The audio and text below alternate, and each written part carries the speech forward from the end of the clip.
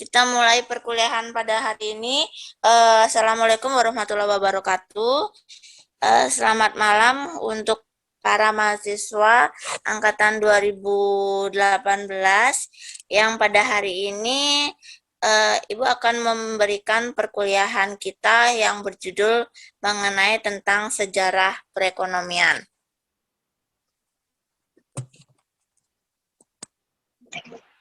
Oke. Di sini ada beberapa hal yang harus Ibu sampaikan sebelum kita mulai perkuliahan kita, karena ada beberapa yang harus yang Ibu sampaikan, yaitu yang pertama adalah mengenai tentang silabus, dan RPP.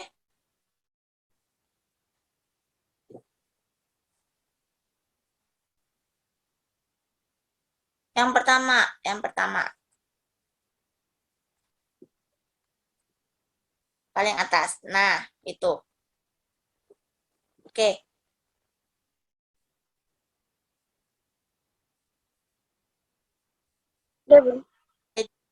Oke.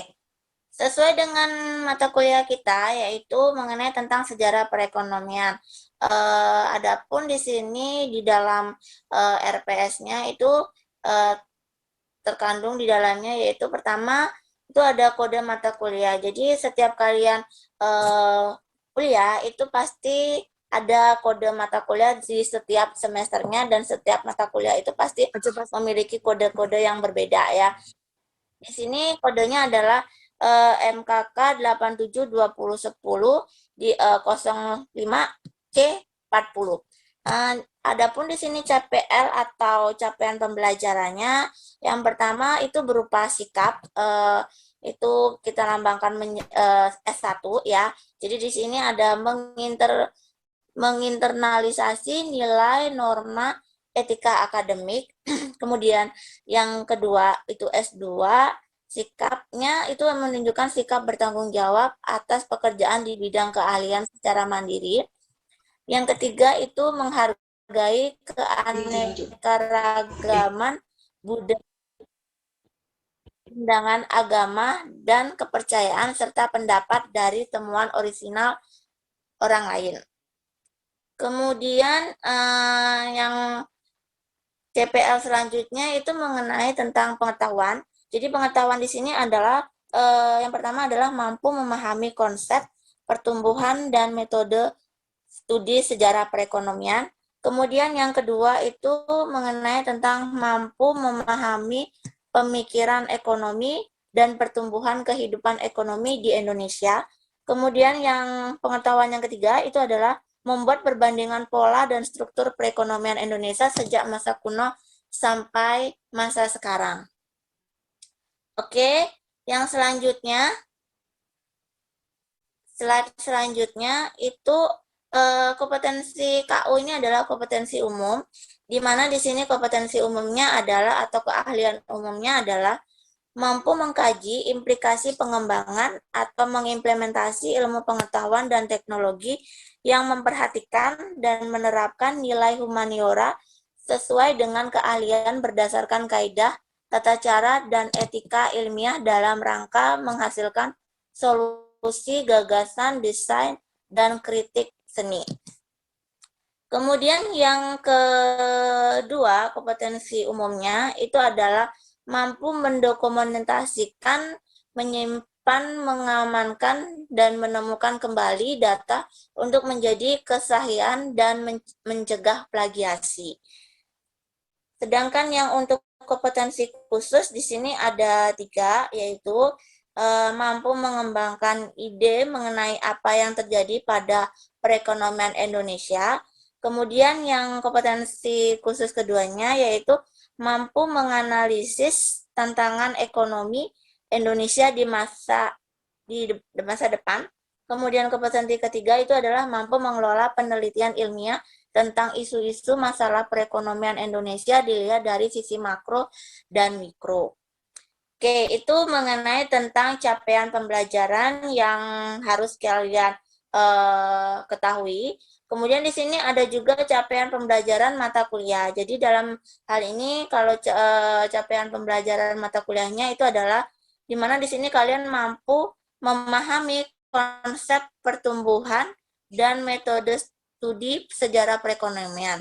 Di samping itu, dengan mahasiswa mampu memahami pemikiran ekonomi dan pertumbuhan kehidupan ekonomi di Indonesia, serta membuat perbandingan pola dan struktur perekonomian Indonesia sejak masa kuno sampai masa sekarang. Oke, yang selanjutnya, capaian yang selanjutnya adalah mampu melaksanakan evaluasi dan refleksi terhadap latihan pembelajaran yang dilakukan secara kelompok. Oke, selanjutnya di sini ada korelasi CPNK-nya terhadap sub CMPK. Jadi di sini sudah Ibu kasih checklist yang mana memiliki hubungan. Oke, yang selanjutnya, slide selanjutnya.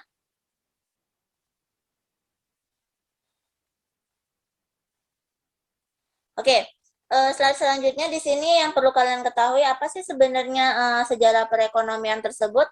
Nah, jadi di sini dapat Ibu simpulkan atau dapat Ibu deskripsikan mengenai secara singkat mengenai tentang sejarah perekonomian.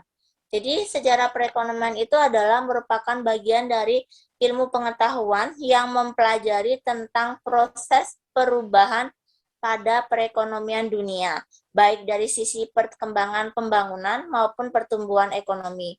Nah, manusia pada dasarnya telah melakukan kegiatan ekonomi untuk memenuhi kebutuhan hidupnya. Meskipun demikian, manusia tidak dengan sendirinya mempunyai sejarah perekonomian. Proses yang terjadi sehingga pada perubahan dan perkembangan di bidang ekonomi tersebut yang perlu dipelajarin sebagai sejarah perekonomian. Nah, jadi di sini juga ada tujuan dari mata kuliah, apa sih yang ingin kalian capai setelah kalian mengetahui tentang sejarah perekonomian tersebut. Jadi di sini ada beberapa tujuan, yaitu yang pertama adalah mampu memahami berbagai persoalan sejarah perekonomian, khususnya perekonomian Indonesia dan sebelum kemerdekaan. Kemudian yang kedua adalah mampu menerapkan awal mula sejarah perekonomian dan pembentukan kota.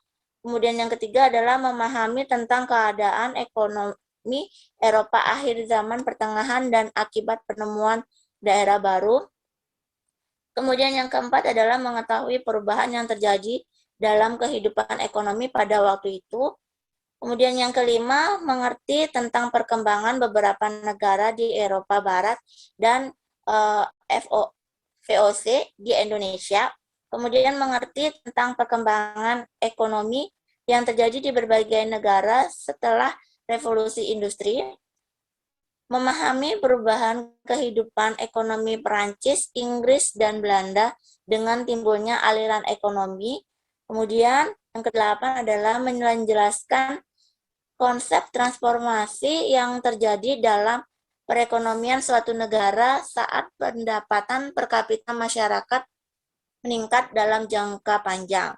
Yang terakhir adalah menjelaskan dan menunjukkan secara khusus perkembangan proses akumulasi di Indonesia. Oke, bahan kajiannya di sini Ibu bagi menjadi beberapa pertemuan ya.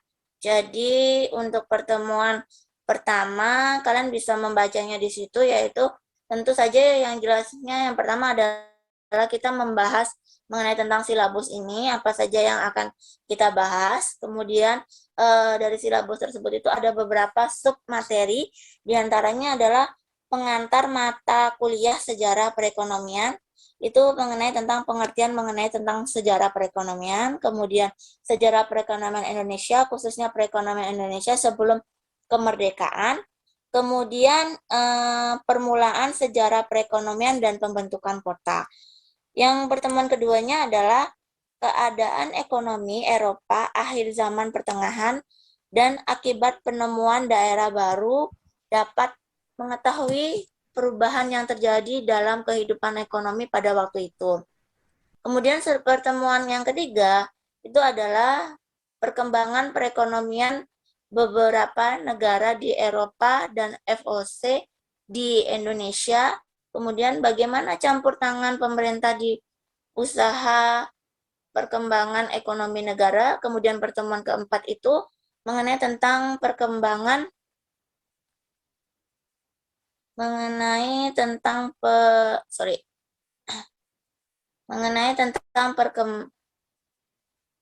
perkembangan ekonomi yang terjadi di berbagai negara setelah revolusi industri. Kemudian yang subpokok pembahasan selanjutnya, faktor-faktor yang mendorong pertumbuhan ekonomi. Pertemuan kelima itu mengenai tentang perubahan ekonomi, kehidupan ekonomi di Prancis, Inggris, dan Belanda dengan timbulnya aliran-aliran ekonomi. Kemudian yang selanjutnya, pertemuan keenam itu membahas mengenai tentang faktor-faktor dominan dalam perkembangan kehidupan ekonomi di negara Jerman, Rusia, Amerika Serikat pada abad 18 dan ke-19. Oke, yang pertemuan ketujuh itu kita sudah UTS ya.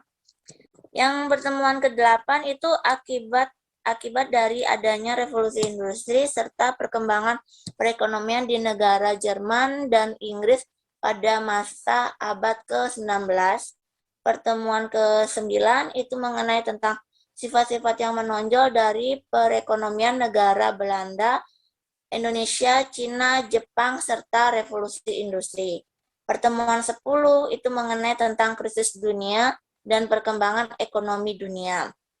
Kemudian pertemuan 11 itu membahas mengenai tentang menjelaskan konsep transformasi yang terjadi dalam perekonomian suatu negara saat pendapatan per kapita masyarakat meningkat dalam jangka panjang.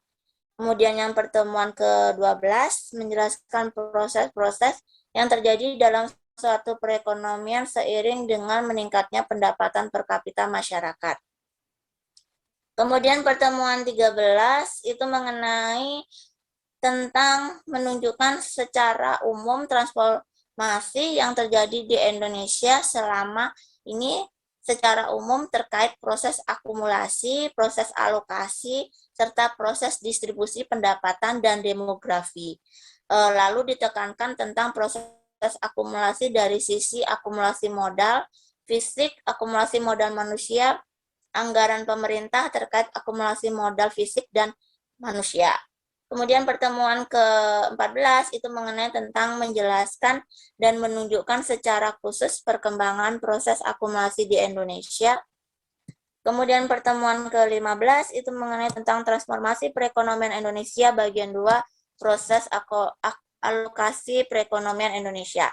Yang terakhir itu adalah pertemuan ke-16, itu kita sudah UTS ya. Oke. Adapun metode atau cara Ibu istilahnya nanti mengajarkan kalian itu dengan cara yang pertama tentu saja ceramah, kemudian kita akan ambil dari studi kasus. Nah, ini nanti kalian bisa lihat di lingkungan sekitar kalian, nanti akan Ibu berikan tugas secara individu mengenai tentang hal itu. Kemudian dari studi kasus tersebut itu nanti kita akan memecahkan masalah tersebut secara bersama ya, jadi kita akan bahas di kelas.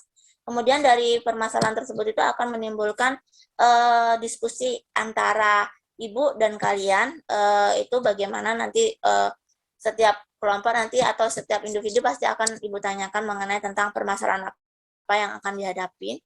Kemudian dari situ nanti akan bisa menimbulkan tanya jawab, dan dari tanya jawab tersebut itu nanti kalian bisa mengeksplor apa yang sudah kalian peroleh atau nanti kalian akan berikan kesimpulan sendiri.